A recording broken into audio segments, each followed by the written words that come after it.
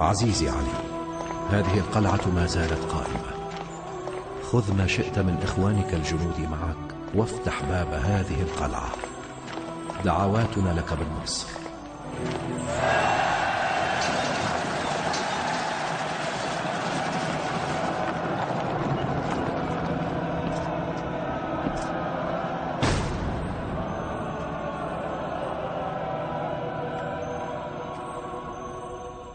يا رب، إن هذه الأيدي تطلب منك النصر، فلا تردها خائبة. يا حارث، ألم تكن تطلب مبارزا؟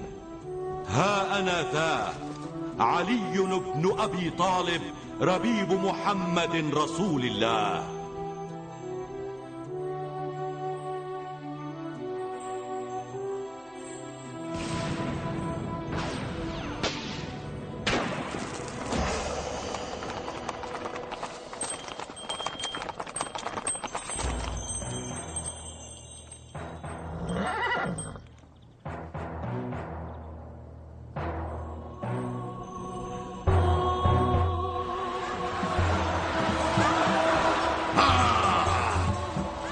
اسمع يا ابن أبي طالب، لقد اختارت أمتي اسما آخر لي. أنا هو الموت، وأنا هو حبل الإلفة ما بين الأرض والسماء. من ذاك الذي سيقف أمام سيفي ورمحي؟ سمعت خطابك يا حارث، هل من سبيل آخر غير السيف؟ سأخبرك بما هو صلاحك مجددا يا حارث. نحن أقرب إليكم من أهل مكة الذين يغررون بكم من سلالة واحدة، وديننا هو ذاته الذي كان يعتنقه موسى الكليم. واليهود الحقيقيون نسلا بعد نسل كانوا في انتظار ظهور نبينا هذا. نحن معكم لا عليكم. اسمع جيدا ما سأقوله لك، وهو أنني لن أكون لطيفا معك مقدار ذرة. إن كنت رجلا فلتكن لديك القدرة على تحمل سيفي ورمحي، وألا تهرب من أمامي مثل قومك.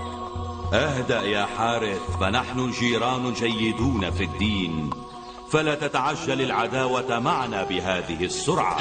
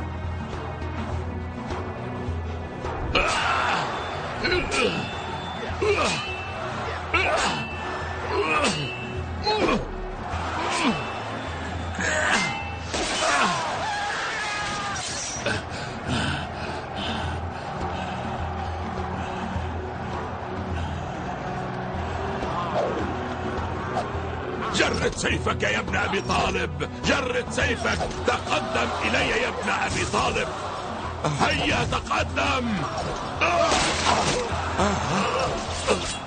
ومصيبتاه يا حارث، عودوا إلى داخل القلعة، أسرعوا. هيا! إلى أين تهربون؟ ابقوا في أماكنكم، لا تهربوا، ابقوا. عودوا